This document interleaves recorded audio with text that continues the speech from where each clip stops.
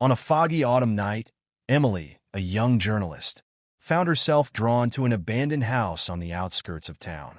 Rumored to be the site of strange occurrences, the house had stood empty for decades, shrouded in mystery. Determined to uncover the truth, she stepped inside, her flashlight barely penetrating the darkness. The air was thick, heavy with an unnatural silence. As she moved through the dusty rooms, shadows seemed to shift, always just at the edge of her vision. Then she heard a faint whisper, calling her name. Emily's heart pounded as she followed the sound to the basement. She descended the creaking stairs, the air growing colder with each step. In the dim light, she saw old, faded photographs strewn across the floor. They depicted the same family, their faces twisted in expressions of terror. Suddenly, the door slammed shut behind her. A chilling laugh echoed through the basement. Emily spun around, her flashlight flickering, and saw a figure, its hollow eyes locked onto hers. The whispers grew louder, transforming into an agonizing scream. Desperate, Emily ran back up the stairs, but the door wouldn't budge.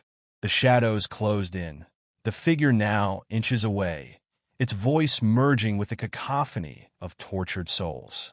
The next morning, the house stood silent again. Emily was never found, but those who passed by swore they could hear faint whispers calling her name, forever echoing through the walls of the abandoned house. The weeks that followed Emily's disappearance left the town in a state of unease. Rumors swirled about the journalist who had vanished and the house she had dared to enter. Locals spoke of hearing distant screams on foggy nights, of shadowy figures glimpsed through the broken windows. The legend of the house grew darker, its grip on the town tightening. Meanwhile, Emily's best friend, Daniel, refused to accept her disappearance. He knew her determination, her drive to uncover the truth. She wouldn't just vanish, he told himself repeatedly.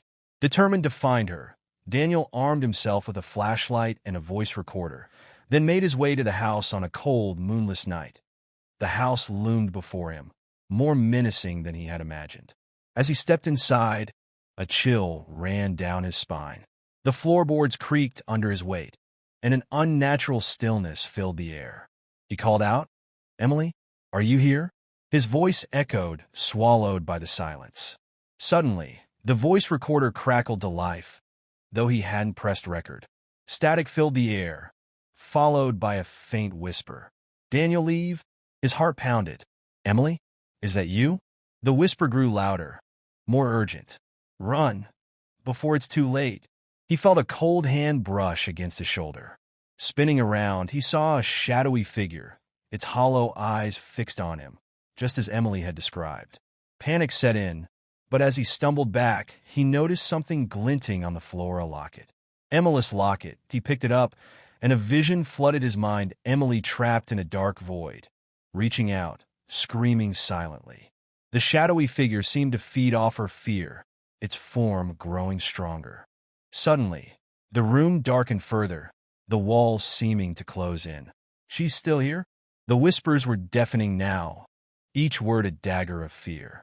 Daniel knew he had to act fast. Whatever force was keeping Emily here was growing stronger, and it wanted him too. He sprinted towards the basement, remembering her last message. The shadows swirled around him, claws reaching out. "You want leave, just like her?" But Daniel was prepared. From his bag, he pulled out a mirror. An old legend said spirits hated their own reflection. He held it up, the shadow recoiling, shrieking in pain. The house trembled as the force weakened. In the darkness, a figure appeared, Emily, her face pale but determined. "We don't have much time," she whispered. "It feeds on fear. We have to destroy it." Together, they faced the shadow, its form twisting, fighting back.